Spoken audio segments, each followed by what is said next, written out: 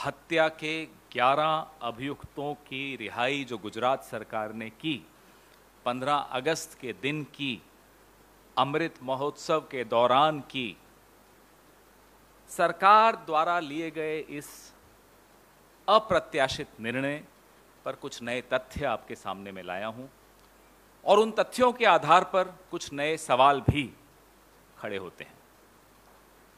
गुजरात सरकार का एक दावा है कि उक्त अभियुक्तों को माननीय सर्वोच्च न्यायालय के आदेशानुसार रिहा किया गया है। यह दावा गुजरात सरकार ने के अफसरों ने कुछ इंटरव्यूज में किया है। सच्चाई यह है कि माननीय सर्वोच्च न्यायालय ने गुजरात सरकार को 3 महीनों के भीतर निर्णय लेने का आदेश दिया था। सर्वोच्च न्यायालय ने निर्णय क्या होना चाहिए, क्या निर्णय होगा, उस पर कोई टिप्पणी नहीं की थी, उस पर कोई आदेश नहीं किया था। यह न्यायपालिका के आधार पर निर्णय नहीं लिया गया, यह कार्यपालिका का निर्णय है। This is an executive decision, not a judicial decision. ये बात हमें स्पष्ट तौर पे समझनी होगी, क्योंकि बार बार हमें भटकाया जाता है, लोगों को मूर्ख बनाने की कोशिश की जा रही है कि सर्वोच्च न्यायालय का आदेश था साहब इसलिए कर दिया। तथ्य नंबर 2, गुजरात सरकार के अनुसार रिहाई का निर्णय 1992 की जो क्षमादान की नीति है और रिहाई की नीति है, रेमिशन की जो नीति है, उसके आधार पर लिया गया। अब इस पर आते हैं। 1992 की जो रेमिशन की नीति है, आप या मैं, कोई भी आज गुजरात सरकार की वेबसाइट पे जाकर ढूंढ के बता दे, मैं मान जाऊंगा। 1992 की नीति आपको वेबसाइट पर नहीं मिलती। आरटीआई के सेक्शन 4 के अनुसार ये तमाम नीतियां वेबसाइट पे होनी चाहिए। क्यों नहीं है? इसलिए नहीं है, और ये बहुत चौंकाने वाला तथ्य है कि यह नीति, जिस नीति के पीछे छिपकर गुजरात सरकार कह रही है हमने इन 11 बलात्कारियों को रिहाई का आदेश दिया, 1992 की वो नीति 8 मई 2013 को गुजरात सरकार द्वारा समाप्त कर दी गई थी। तब मुख्यमंत्री नरेंद्र मोदी थे।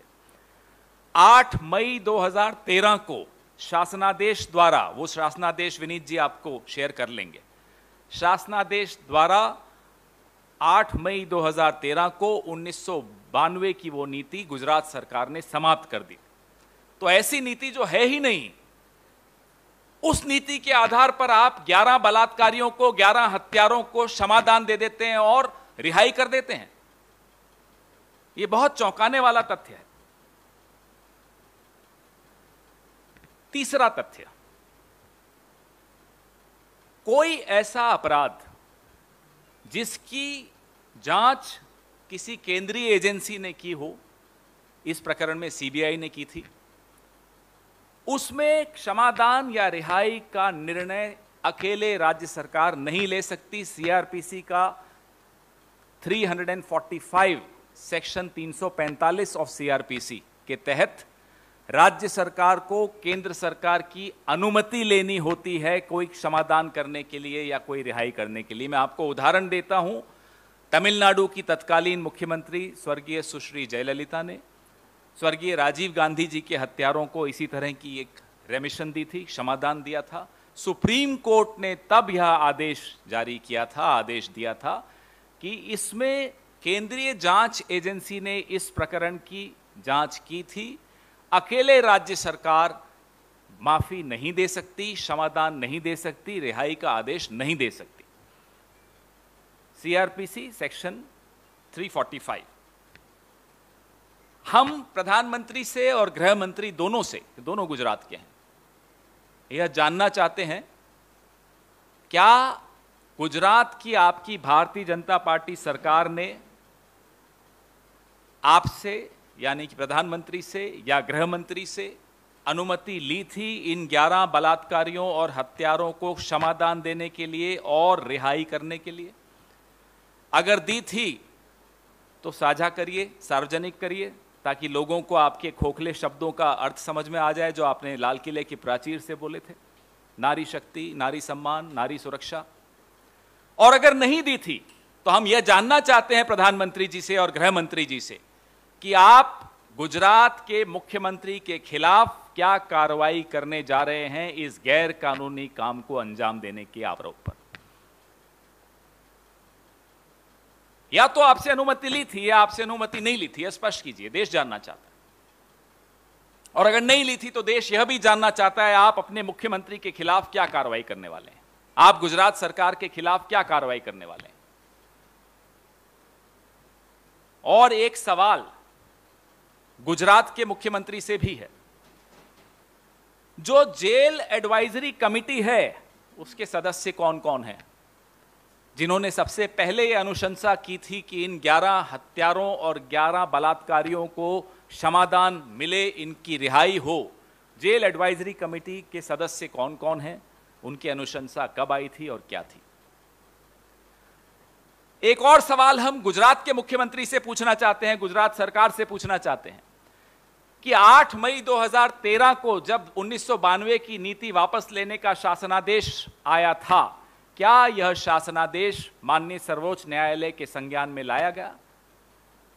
अगर लाया गया तो सार्वजनिक करिए, और नहीं लाया गया तो आपके खिलाफ फिर एक और कार्रवाई बनती है। एक के बाद एक कानून तोड़े गए हैं, एक के बाद एक नियम तोड़े गए हैं। क्यों? क्योंकि 11 बलात्कारियों को, 11 हत्यारों को क्षमा देना चाहती थी गुजरात की सरकार और हो सकता है केंद्र सरकार। और एक सवाल हम सबसे है, मीडिया से है, इस समाज से है, हम सब तमाम विपक्षी दलों से है कि जिस निर्भया के प्रकरण में पूरा समाज एक आवाज में मांग कर रहा था कि एक कठोर सजा दी जाए बलात्कारियों को, आज चुप्पी क्यों है? मीडिया में वो चुप्पी क्यों है? बाकी विपक्षी दलों में वो चुप्पी क्यों है? समाज में वो चुप्पी क्यों है? अगर इस सवाल का जवाब हम लोगों ने आज नहीं मांगा एक दूसरे से, तो हमारा समाज बहुत तेज गति के साथ सड़ना शुरू कर चुका है और उसकी बदबू पूरे विश्व में फैलेगी। उसको रोकना जरूरी है, इसलिए ये सवाल पूछने जरूरी हैं। मजहब नहीं देखा जाएगा कि किसका बलात्कार हुआ, मजहब नहीं देखा जाना चाहिए कि किसने बलात्कार किया। बलात्कार हुआ, हत्या हुई, सजा होनी चाहिए, माफी नहीं मिल सकती है क्योंकि गैर कानूनी है।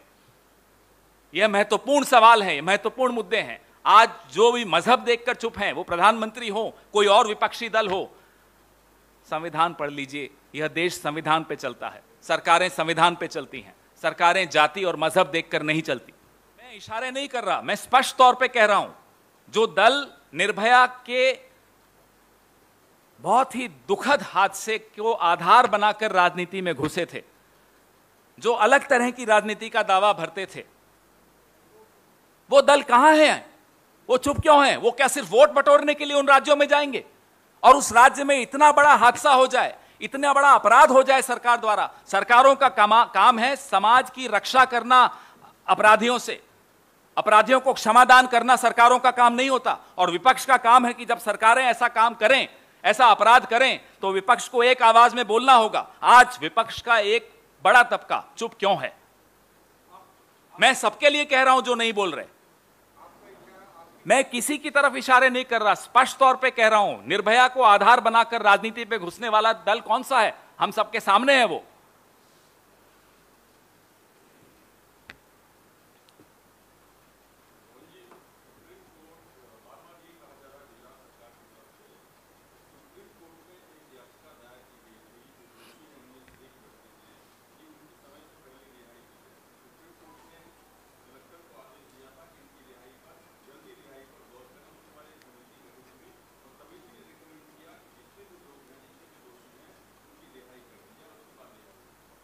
सुप्रीम कोर्ट के संज्ञान में क्या 8 मई 2013 का वो शासनादेश लाया गया जिसके तहत 1992 की नीति ही समाप्त कर दी गई थी?